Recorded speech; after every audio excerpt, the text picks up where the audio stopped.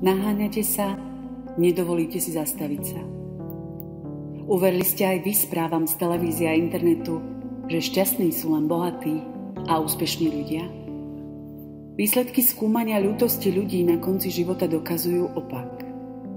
Čo naozaj robí ľudí šťastnými a ako to získať, sa dozviete v tomto videu.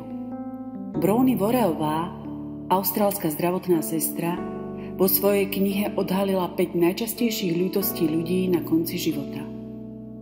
A prišlo zaujímavé odhalenie. Hovoria: prajem si, aby som žila svoj život, nie život, ktorý odo mňa iní očakávali. Prajem si, aby som nebýval tak dlho pracoval. Želám si, aby som mala odvahu vyjadriť svoje city.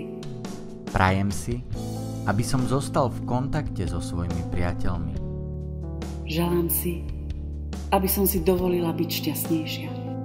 Nikto z nich netúžil mať viac peňazí a byť úspešnejší. 5 želaní na sklonku života. 5 želaní žiť túžby srdca. Ako pravé túžby svojho srdca objaviť, keď správy z médií zahaľujú tvoje srdce infostresom? Odpoveď si na otázku. Stojí mi za to investovať teraz 10 minút do seba, aby sme na konci života necítili bolesť ľútosti? Stiahnite si 3 otázky v Quebooku, vďaka ktorým získate 1 hodinu denne. Čas a pokoj na pravé túžby svojho srdca.